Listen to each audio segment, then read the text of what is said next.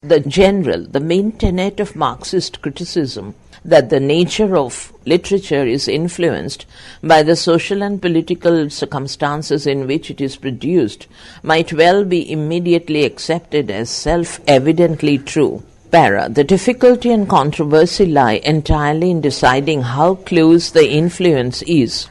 Are you going to adopt a, quote, determinist, unquote, position and argue that literature is the passive product of socioeconomic forces?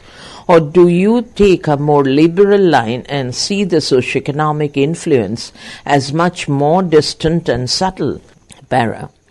Your main difficulty will be to show the operation of these economic forces, no matter whether you take the strong or the weak model in a given literary work. What exactly do directly operating or indirectly operating socioeconomic forces look like in a literary work? Specific, these are difficult questions to cope with in the abstract, and you will find it helpful to think about them in the context of a specific example. In the example below, therefore, is a determinist or a liberal line being taken, and how is this indicated? Is the socioeconomic influence seen by the critic in the plot content of the play, in the characterization, or in the literary form itself, and if so, how? Page 161. Section What Marxist critics do. 1. They make a division between the overt, manifest or surface, O-V-E-R-T, and covert, C-O-V-E-R-T, latent or hidden, content of a literary work, much as psychoanalytic critics do, and then relate the covert subject matter of the literary work to basic Marxist themes such as class struggle, or the progression of society through various historical stages, such as the transition from feudalism to industrial capitalism. Thus, the conflicts in King Lear might be read as being really about the conflict of class interests between the rising class, the bourgeoisie, and the falling class, the feudal overlords. 2. Another method used by Marxist critics is to relate the context of a work to the social class status of the author. In such cases, an assumption is made, which again is similar to those made by psychoanalytic critics, that the author is unaware of precisely what he or she is saying or revealing in the text. 3. A third Marxist method is to explain the nature of a whole literary genre in terms of the social period which produced it. For instance, the rise of the novel by Ian Watt, W-A-T-T, relates the growth of the novel in the 18th century to the expansion of the middle classes during that period. The novel speaks for this social class just as, for instance, tragedy speaks for the monarchy and the nobility, and the ballad speaks for the rural and semi-urban working class. 4. A fourth Marxist practice is to relate the literary work to the social assumptions of the time in which it is consumed, a strategy which is used particularly in the later variant of Marxist criticism known as cultural materialism. See Chapter 9, pages 175 to 182. 5. A fifth Marxist practice is the, quote, politicization of literary form, unquote, comma, that is the claim that literary forms are themselves determined by political circumstance. For instance, in the view of some critics, literary realism carries with it an implicit validation of conservative social structures. For others, the formal and metrical intricacies of the sonnet and the iambic pentameter, iambic, I-A-M-B-I-C, pentameter, P-E-N-T-A-M-E-T-E-R, are a counterpart of social stability, decorum, and order. Page 162. Marxist criticism, an example. As an example of Marxist criticism, we will take Chapter 5 on Twelfth Night in Elliot Krieger's a Marxist study of Shakespeare's comedies, 1979. As it is discussed here, the example mainly shows the first of the 5 Marxist critical activities just listed. The play centers on the love between the Duke Orsino and the Lady Olivia. His love is extravagantly and persistently expressed, but she at first rejects him, having dedicated herself to a period of protracted mourning for her dead father. Subsequently, she falls in love with Viola, a young noblewoman who is temporarily disguised as a man and acting as his servant and go-between under the name Cesario, Cesario. Olivia is also loved by her steward, the strict and punctilious Malvolio, who is tricked by her uncle, Sir Toby Belch, into believing that his love for her is returned. Para. The essay begins by citing the dominant critical view of the play, which is that it presents various extremes of self-indulgence, such as Orsino's wallowing in fantasies of romantic love and Toby Belcher's self-abandonment to physical appetites, and contrasts these with an extreme puritanism and resistance to pleasure, as seen in Malvolio. The play is seen as recommending a balance and decorum in which these extremes are avoided and proper human fulfillment becomes possible. Krieger, Krieger, points out that this ignores the question of class in the play. When order is restored at the end, the aristocratic characters suffer no particular ill effects, while Malvolio's fate is much more severe. Yet Malvolio's self-interest differs from the obviously narcissistic preoccupations of Orsino and Olivia and the egoistic revelry of Sir Toby only because decorum forbids one of his rank to, quote, surfeit on himself, unquote, page 99. Thus, quote, only a privileged social class has access to the morality of indulgence, unquote. Indeed, by definition, quote, the members of the ruling class find their identities through excessive indulgence in appetite, unquote, page 100. Para. Each of the members of the aristocratic class, he continues, has a private secondary world within quote. For Sir Toby, it is the unfettered world he reaches by drink, for he, quote, forces everyone to care for him while using the enforced incompetence of drunkenness and the wheeled oblivion of time in order to protect himself from the possibility of caring for others, unquote, page 102. Likewise, Olivia protects herself from the needs of others by retreating into a private world of bereavement, and Orsino, page 163, into a wholly subjective world of love obsession, in which everything becomes, quote, an adjunct of and accompaniment to the Duke's psychological condition, unquote, page 104. In this, quote, privatized, unquote, quote, secondary worlds, unquote, comma, each becomes not part of a community but, quote, one self-king, unquote, page 103.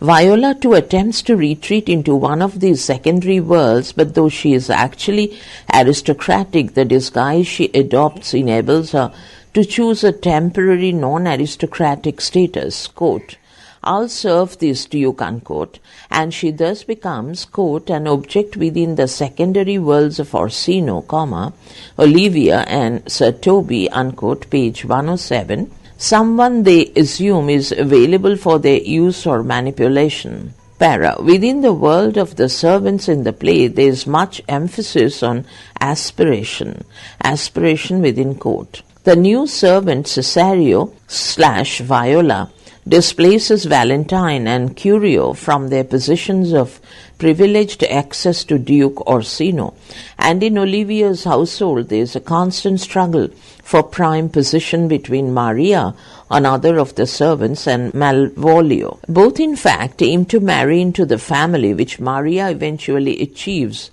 by marrying Sir Toby as a reward for her decisive humiliation of Malvolio. Krieger therefore sees her as a significant element in the play. Indent opens. Maria is hardly a proto-bourgeois, in that her aspiration supports and confirms rather than challenges the continued validity of aristocratic privilege, but with her abilities to separate self from vocation, to express self apart from imposed duty, and to earn by her actions advancement in social degree, only Maria in Twelfth Night indicates the bourgeois and Puritan emphasis on independence, competition, and the association of stature with merit. Stop, page 121, indent closes.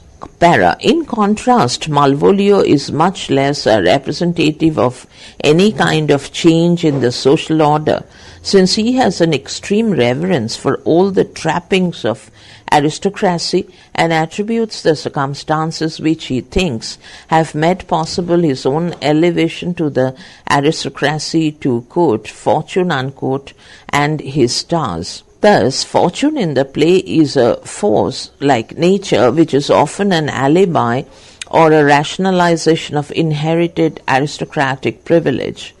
For the Marxist critic, then, the play demonstrates the gulf which exists between masters and servants and manifests something of the state of mind that is characteristic of each class. The Marxist feature of this essay is the way it introduces the notion of social class into interpretation of the play. This is its special intervention into the large body of critical writing on the play, in which the topic is never raised.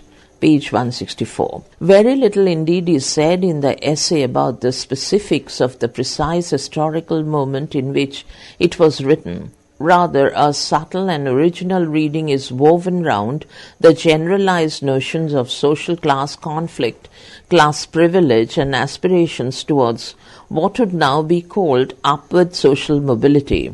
Section Selected Reading. Dowling, Dowling, William C. Jemison, Althusser, Marx. An Introduction to the Political Unconscious, Methuen, 1994. A contextualizing introduction to Jemison's The Political Unconscious. Excellent and brief, and really the best place to begin in studying the recent concerns of Marxist thinking and its transforming engagements with Derrida, Lacan, and postmodernism. Eagleton, Terry, Marxism and Literary Criticism, Routledge, 1976. A brief yet thorough introduction to this field. Eagleton Terry, The Ideology of the Aesthetic, Blackwell, 1990. Representative of Eagleton's more recent concerns. Goldstein, Philip, The Politics of Literary Theory and Introduction to Marxist Criticism, Florida State University Press, 1990.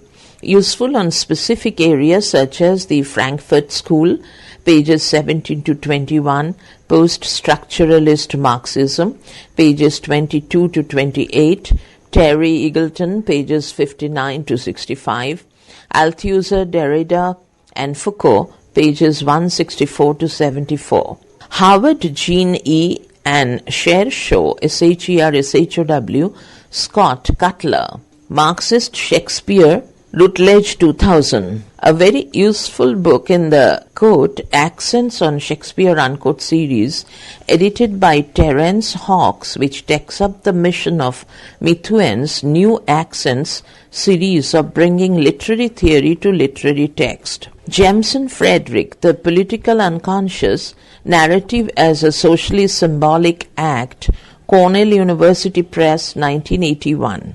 The key text for Jemison, but undoubtedly difficult reading. It would be helpful to read William C.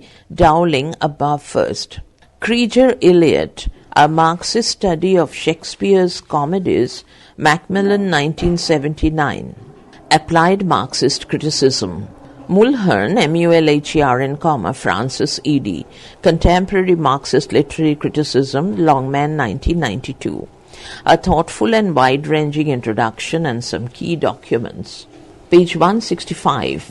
Prawer, Prawer, Karl Marx and World Literature, Oxford University Press, 1978. A detailed presentation and discussion of what Marx said about literature at various times in his life. Ruiz, R-U-I-S, Marx for Beginners, Writers and Readers Cooperative / Unwind Paperbacks, 1976/1986. A documentary comic book which summarizes Marx's ideas in comic strip form, a good place to begin if you have not encountered Marx's ideas before. Williams, Raymond, Marxism and Literature, Oxford University Press, 1977. Useful and Basic Marxist Concepts and Williams' Adaptations of Them.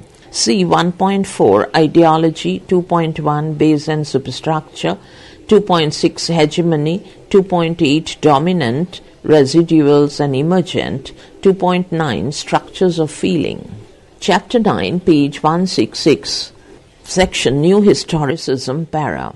The term New Historicism was coined by the American critic Stephen Greenblatt, whose book Renaissance Self-Fashioning from Moore to Shakespeare, 1980, is usually regarded as its beginning. However, similar tendencies can be identified in work by various critics published during the 1970s, a good example being J.W. Leaver's The Tragedy of State, a study of Jacobean drama, published by Mithuen in 1971 and reissued in 1987 with an introduction by Jonathan Dollimore. This brief and epoch-making book challenged conservative critical views about Jacobean theatre and linked the plays much more closely with the political events of their era than previous critics had done. Para. A simple definition of the New Historicism is that it is a method based on the parallel reading of literary and non-literary texts, usually of the same historical period. That is to say, New Historicism refuses, at least ostensibly, to privilege the literary text. Instead of a literary foreground and a historical background, it envisages and practices a mode of study in which literary and non-literary texts are given equal weight and constantly inform or interrogate each other. This equal weighting is suggested in the definition of New Historicism offered by the American critic Louis Montrose, M-O-N-T-R-O-S-E. He defines it as a combined interest in, quote, the textuality of history, the historicity of texts, unquote, stop. It involves, in Greenblatt's words, quote, an intensified willingness to read all of the textual traces of the past with attention traditionally conferred only on literary texts, unquote. So New Historicism, as indeed the name implies, page 167, embodies a paradox and, for some, a scandal. It is an approach to literature in which there is no privileging of the literary, though we will see later that this statement requires some qualification. Para. Typically, a new historical essay will place the literary text within the frame of a non-literary text. Thus, Greenblatt's main innovation from the viewpoint of literary study was to juxtapose the plays of the Renaissance period with, quote, the horrifying colonialist policies pursued by all the major European powers of the era, unquote. Hugh Grady in the modernist Shakespeare. He draws attention to, quote, the marginalization and dehumanizing of suppressed others, Grady, usually by starting an essay with an analysis of a contemporary historical document which overlaps in some way with the subject matter of the play. Greenblatt himself refers to the appropriated historical document as the anecdote, and the typical new historicist essay omits the customary academic preliminaries about previously published interpretations of the play in question and begins with a powerful and dramatic anecdote as signaled, for instance, by Louis Montrose in the first sentence of the essay discussed later. Quote, I would like to recount an Elizabethan dream dash, not Shakespeare's A Midsummer Night's Dream, but one dreamt by Simon Forman on 23rd January 1597, unquote. These dramatic openings often cite date and place and have all the force of the documentary eyewitness account, strongly evoking the quality of lived experience rather than history. Since these historical documents are not subordinated as contexts but are analyzed in their own right, we should perhaps call them co-texts, co-texts, rather than contexts. The text and co-text use will be seen as expressions of the same historical moment and interpreted accordingly.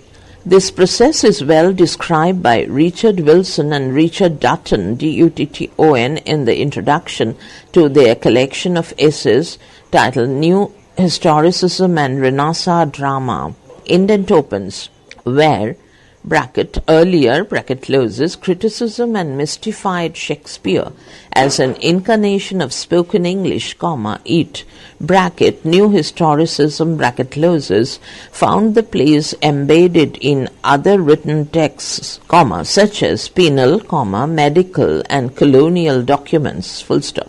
Read within this archival continuum, what they represented was not harmony, but the violence of the Puritan attack on carnival, the imposition of slavery, the rise of patriarchy, the hounding of deviance, and the crashing of prison gates during what Foucault called, quote, the age of confinement, at the dawn of carceral society, unquote.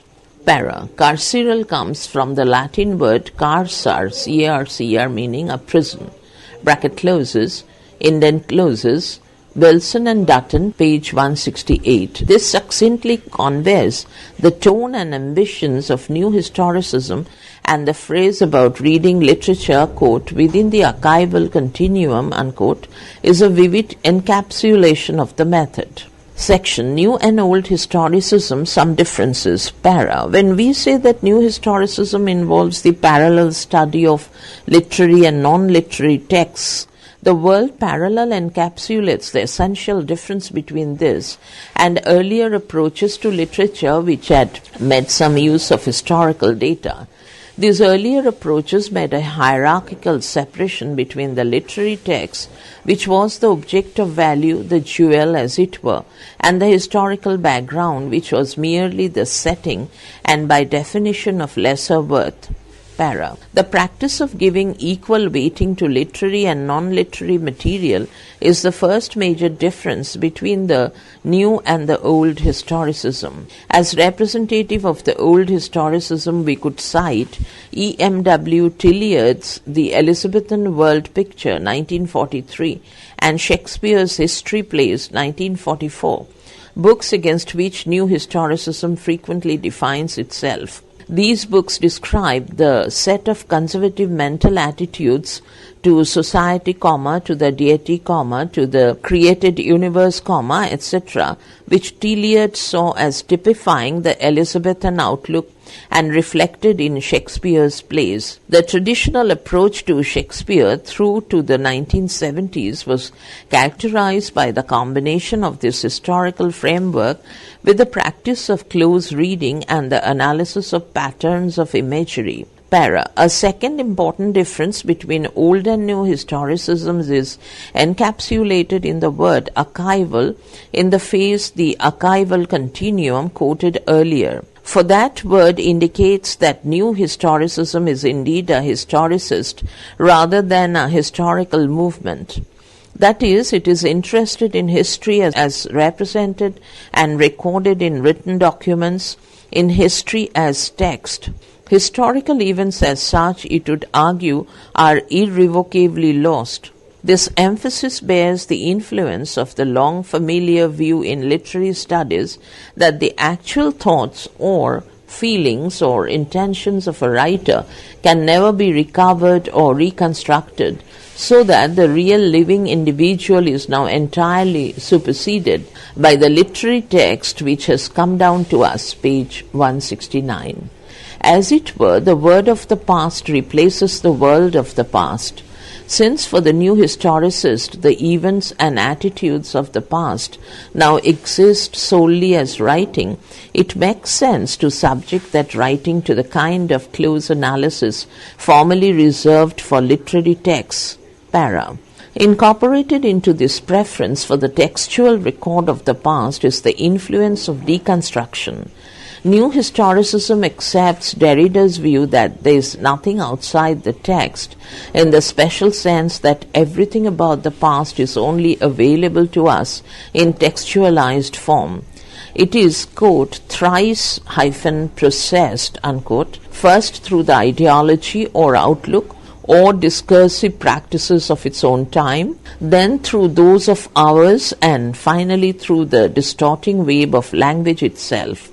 Whatever is represented in a text is thereby remade. New historicist essays always themselves constitute another remaking, another pre-mutation of the past, as the play or poem under discussion is juxtaposed with a chosen document so that a new entity is formed. In this sense, the objection that the document selected may not really be relevant to the play is disarmed, for the aim is not to represent the past as it really was, but to present a new reality by resituating it. Section New Historicism and Foucault.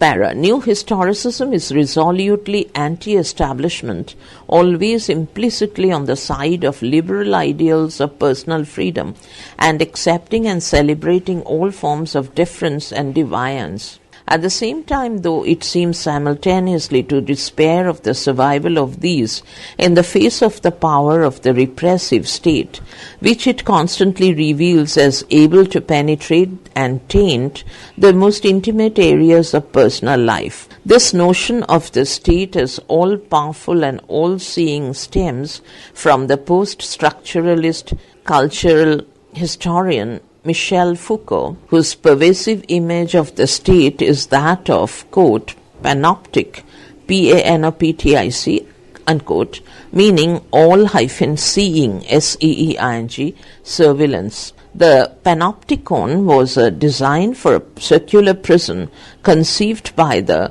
18th century utilitarian Jeremy Bentham. The design consisted of tiered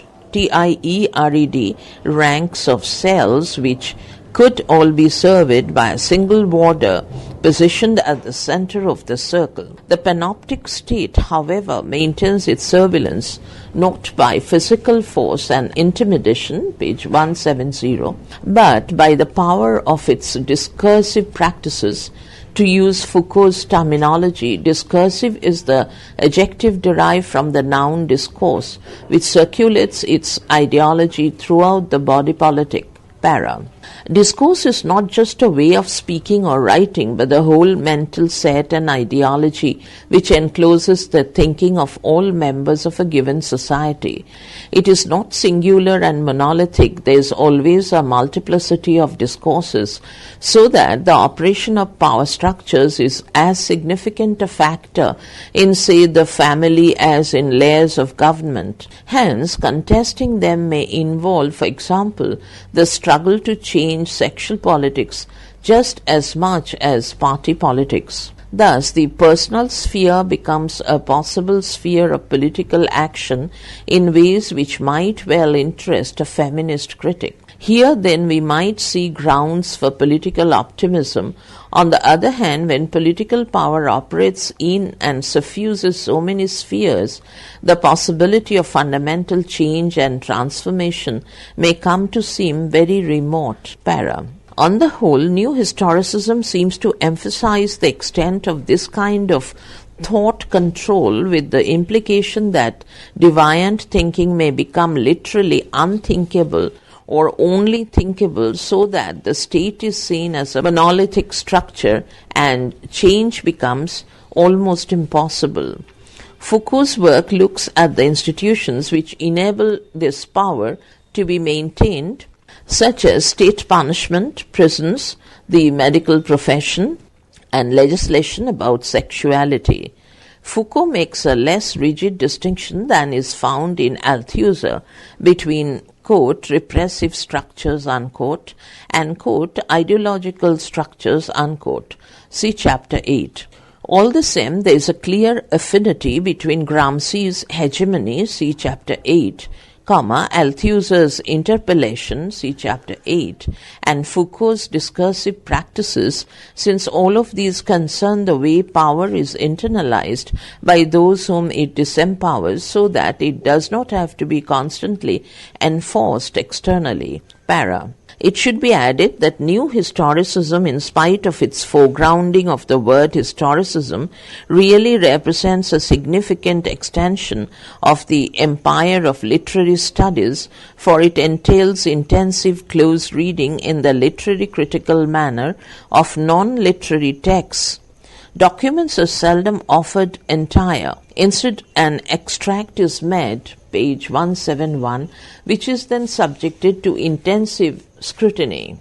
Contextualization of the document is usually minimal, partly as a writerly ploy to increase its impact. Further, little attention is paid to previous writing about the same text, as if the advent of new historicism has wiped the academic state clean. Hence, this is true, quote, words on the page, unquote, approach in which context is dispensed with and material then studied, like the decontextualized, isolated poems which I. A. Richards offered for criticism in the 1920s. Thus, a single historical text is sometimes the sole witness for, say, a claimed change in attitude towards some aspect of sexuality. The interpretive weight thus placed upon a single document is often very great. So we should not expect to find the methods of new historicism greatly valued or admired by historians. It is, on the contrary, a way of doing history which is a strong appeal for non-historians. Section: Advantages and Disadvantages of New Historicism. Para. However, the appeal of new historicism is undoubtedly great for a variety of reasons. Firstly, although it is founded upon post-structuralist thinking, it is written in a far more accessible way, for the most part avoiding post-structuralism's characteristically dense style and vocabulary. It presents its data and draws its conclusions, and if it is sometimes easy to challenge the way the data is interpreted, this is partly because, as in the case of Freud's theories, the empirical foundation on which the interpretation rests is made openly available for scrutiny. Secondly, the material itself is often fascinating and is wholly distinctive in the context of literary studies. These essays look and feel different from those produced by any other critical approach and immediately give the literary student the feeling that new territory is being entered. Para. Particularly the uncluttered, pared down feel of the essays, which results from not citing previous discussions of the literary work, gives them a stark and dramatic air. Thirdly, the political edge of new historicist writing is always sharp, but at the same time it avoids the problems frequently encountered in straight Marxist criticism. It seems less overtly polemical and more willing to allow the historical evidence its own voice. Page 72, section Stop and Think. Doing within quote, new historicism essentially involves the juxtaposition of literary material with contemporary non-literary texts.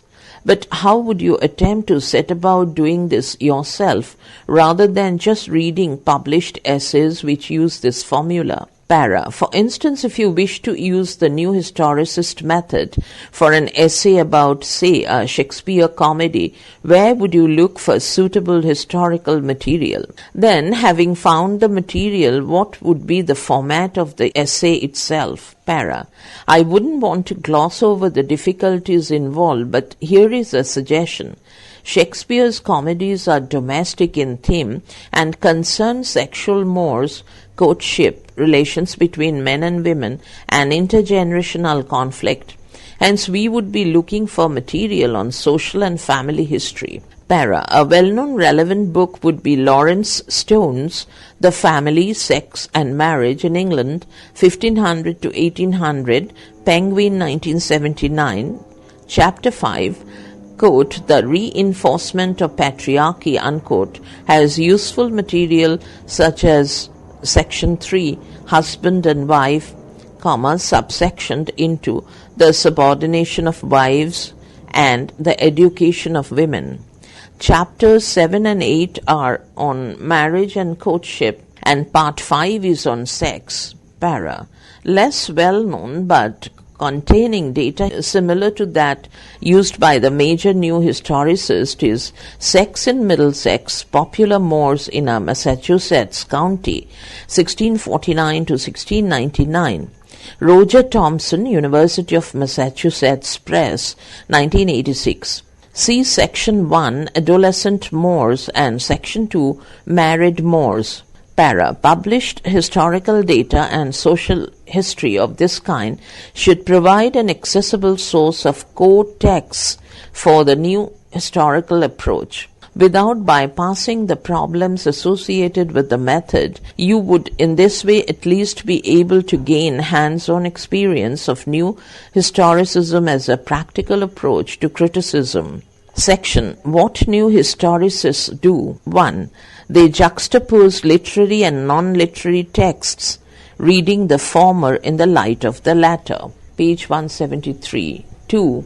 They try thereby to defamiliarize the canonical literary text, detaching it from the accumulated weight of previous literary scholarship and seeing it as if new. 3. They focus attention within both text and co-text on issues of state power and how it is maintained, on patriarchal structures and their perpetuation, and on the process of colonization with its accompanying mindset. 4. They make use in doing so of aspects of the post-structuralist outlook, especially Derrida's notion that every facet of reality is textualized, and Foucault's idea of social structures as determined by dominant discursive practices.